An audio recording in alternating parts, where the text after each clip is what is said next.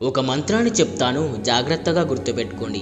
ఈ మంత్రాన్ని సాక్షాత్తు పరమశివుడే వినాయకుడికి రహస్యంగా చెప్పిన నారాయణ మంత్రం. అయితే ఈ మంత్రాన్ని చెప్పే ముందు దాని వెనుకున్న కథ ఏమిటంటే, ఒకానొక సమయంలో దేవతలు మునులు కలిసి ఏ పని చేసినా విఘ్నాలు రాకుండా కొలుచుకోవడానికి ఒక దేవుణ్ణి ప్రసాదించమని వాళ్ళు కోరతారు. అప్పుడు శివుడు వినాయకుడికి, కుమారస్వామికి ఈ ముల్లోకాల్లో ఉన్న 300 కోట్ల పుణ్యనదుల్లో స్నానం చేసి ఎవరైతే ముందుగా తిరిగి వస్తారో వాళ్ళే దీనికి అర్హులు అంటాడు. అప్పుడు వెంటనే కుమారస్వామి బయలుదేరి వెళ్ళిపోతాడు. కానీ వినాయకుడు మాత్రం తల్లిదండ్రుల చుట్టూ ఒక మంత్రాన్ని జపిస్తూ ప్రదక్షిణాలు చేస్తాడు. ముల్లోకాల్లో తిరుగుతున్న కుమారస్వామికి ఏ నది వద్ద చూసిన వినాయకుడే తనకంట ముందుగా కనిపిస్తాడు.